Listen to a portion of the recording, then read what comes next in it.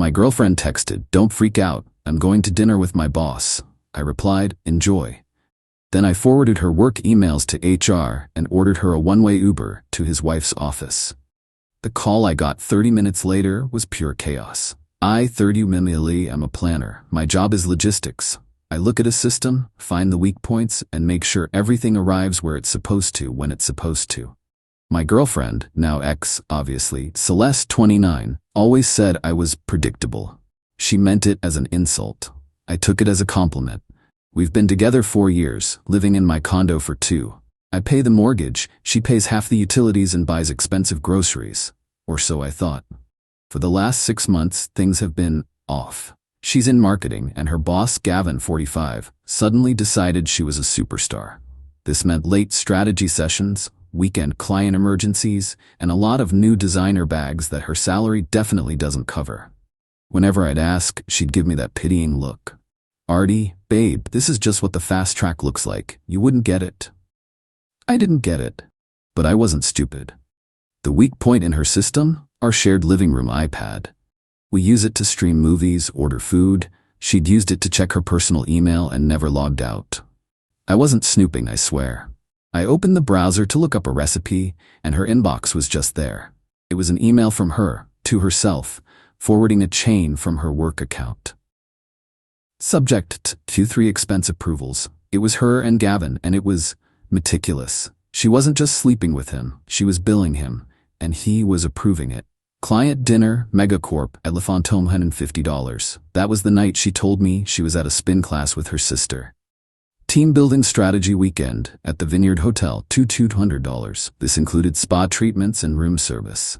For a team of 2. Contingency supplies, client gifts from a high-end department store, $1,500. I recognize the store. It's where she got her new trench coat and those red-bottom shoes. It was all there. Dozens of emails. Him approving everything with little notes like, "Happy to help superstar, see you tonight." And her replying, "You're the best, G, can't wait."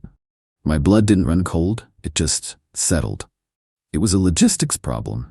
The shipment, my trust, was rotten, and the delivery address was wrong. I sat there for an hour. I screenshotted everything, every email, every expense line, every fawning reply. I saved it all to a new secure cloud drive she knew nothing about.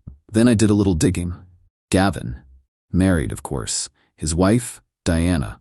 Partner at a shark-infested family law firm downtown. Oh, that is just perfect. I waited. For 2 weeks, I was the perfect, predictable, supportive boyfriend.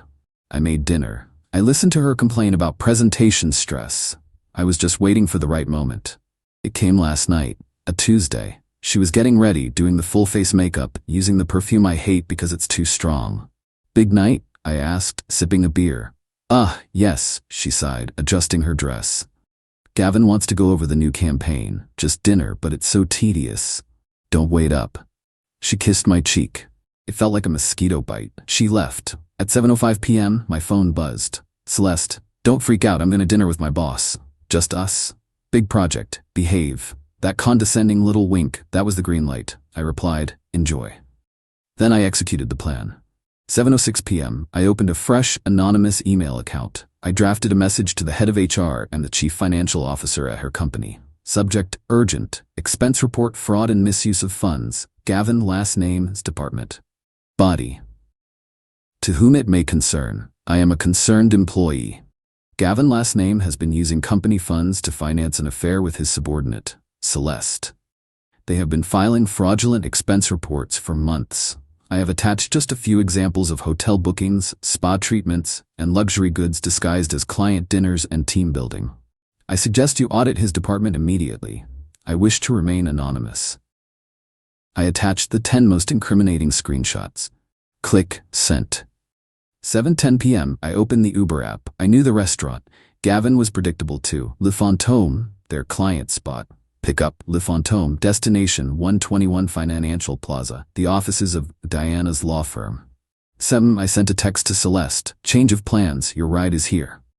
I blocked her number, blocked her on all social media, logged out of the shared iPad. I sat back, I turned on the TV. I didn't feel angry, I felt efficient. At 7:43 p.m. my phone rang. No caller ID. I let it ring twice. Answered. Silence, then panicked whispering. "Who is this?" It was Gavin. He sounded like he was in a closet. "Hello," I said pleasantly. "What did you do? What did you do?" She's at Diana's office. The Uber just left her there. She's in the lobby. Diana just called my cell. She saw her on the security feed. What is happening?" He was hyperventilating. It was delightful. "Gavin, old sport," I said, using a nickname I'm pretty sure he's never been called. "That sounds like a terrible logistics problem. You've got a high-value asset in the wrong delivery zone, and it looks like your partner Diana is handling the receiving. This isn't funny. You have to call her. Tell her it was a joke, a prank." "A prank? Like billing your company for a spa day with your girlfriend? That kind of prank?" Dead silence. He knew. "Gavin," I said, my voice dropping. "You and Celeste made a critical error. You thought I was stupid. I'm not stupid. I'm thorough. Your superstar has been forwarding her work emails, the ones with the expense reports, to her personal account, on our shared iPad. You're not just a cheater, Gavin. You're an idiot. And you approved fraudulent documents. I think HR got my email about, 30 minutes ago." I heard a sound, a muffled sob. "You're done," I said. "Both of you. Now, if you'll excuse me, I have some packing to do. Don't ever call this number again." I hung up. The apartment was so quiet. I grabbed a stack of heavy-duty trash bags and headed for her closet. Time to streamline the inventory. Update 1. It's been about 72 hours since the Uber. The silence in my apartment has been amazing, but the noise from the outside world has been intense. So the immediate aftermath. Around 1:30 a.m. on Wednesday morning, the pounding started. Not just a knock. A full-on, end-of-days pounding. "Arthur, open this door, you psycho. Open it right now."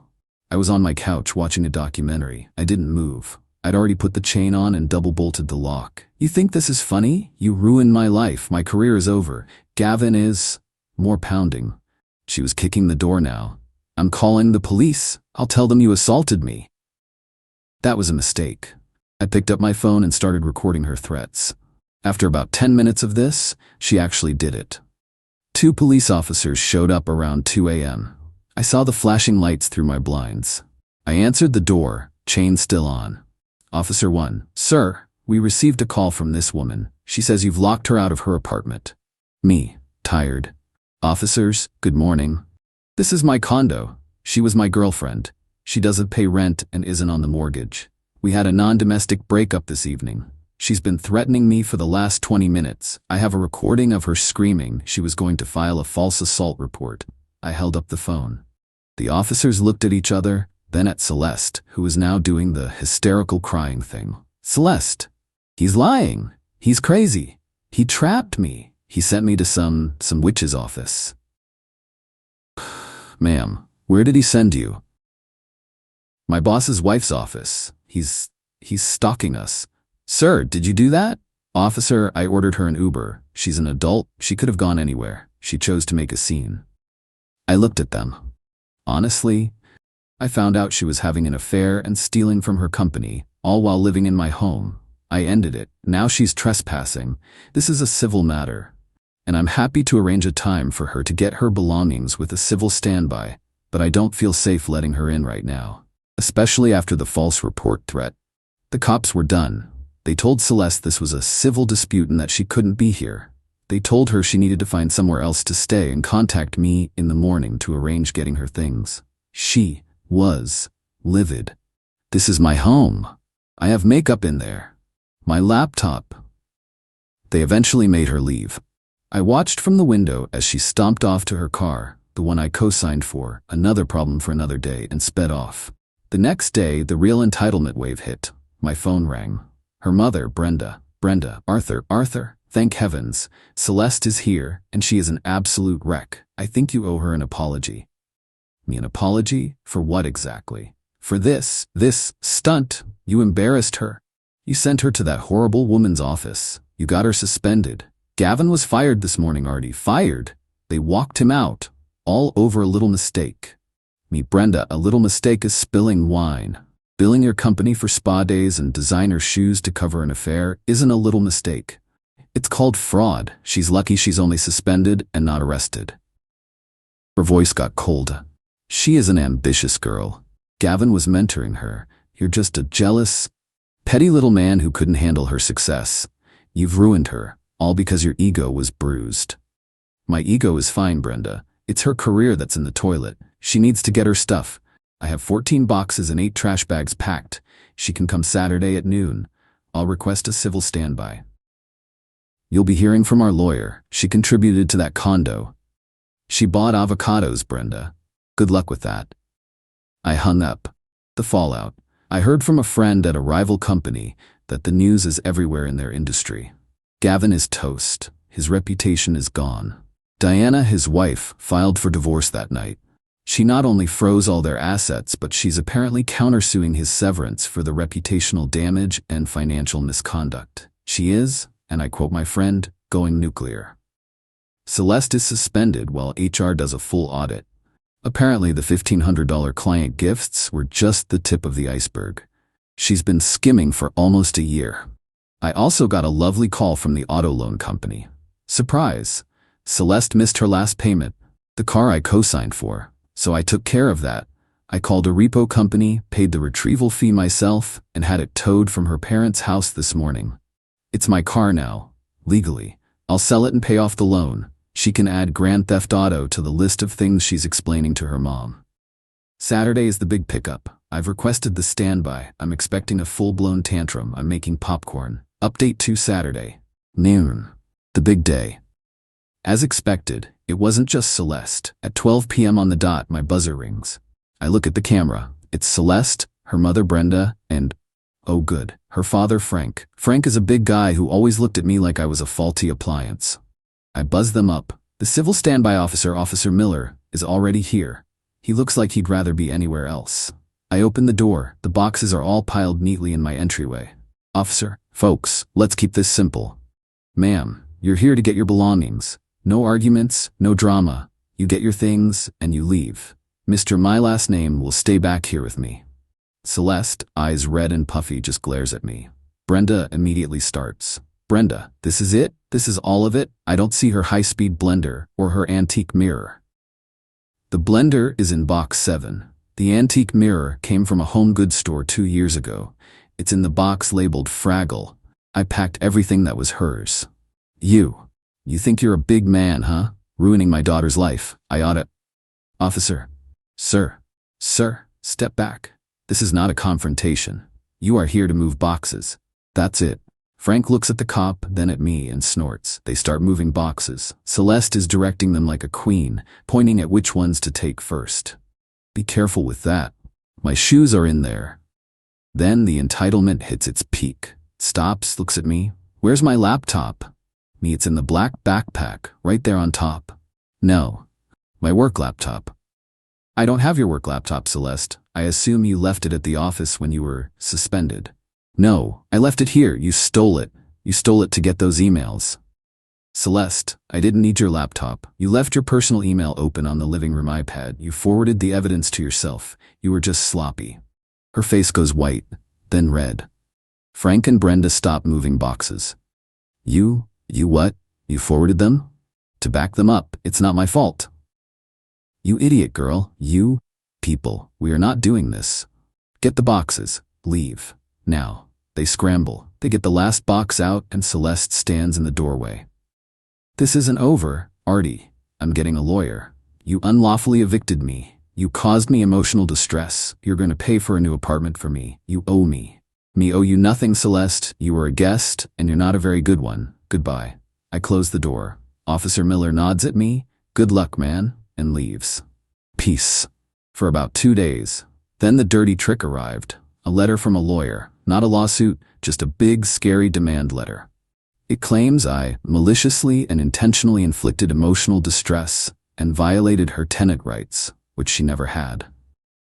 The demand, $10,000 for emotional distress and reputational harm, $3,500 for lost and damaged property, claiming her blender is now making a weird noise. She wants me to pay her security deposit and first and last month's rent for a comparable luxury apartment in the city. And the kicker, she demands the immediate return of a specific painting that was hanging in my study. The painting. It's this big, ugly, abstract thing she brought over one day. She claims she bought it at a gallery show. I've always hated it. I go into the study. I look at this monstrosity. I take it off the wall. and there on the back of the frame is a small metal tag. Property of Gavin's company, Executive Loan Program, art piece number 088B. The woman didn't just steal office supplies, she stole the art. Gavin must have just let her walk out with it. This painting is probably worth thousands. I start laughing. I can't help it. She just demanded in a legal letter that I return stolen property to her. I picked up my phone, I didn't call my lawyer, I pulled up that anonymous email account again, to Director CC Diana's public email at her law firm. Subject Urgent, expense report fraud, additional information. Dear all, thank you for your prompt attention to the previous matter. It has come to my attention that in addition to the fraudulent expenses, Celeste's name also appears to have company property at her residence.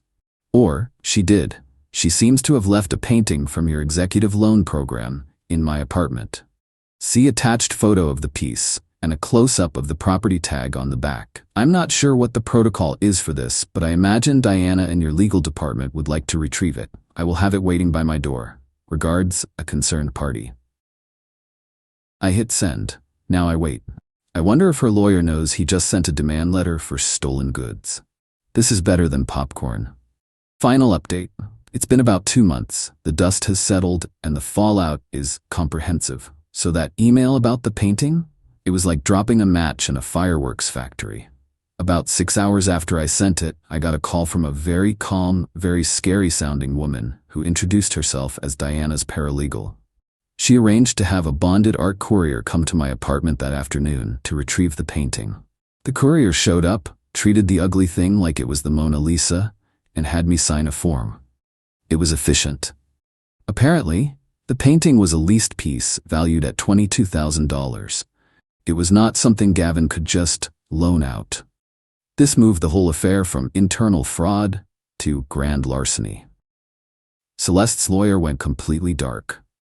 My own lawyer, who I finally hired for a formal consultation, sent a polite reply to the demand letter, noting that we found the lawyer's request for the return of stolen company property very interesting, and that any further contact would be considered harassment.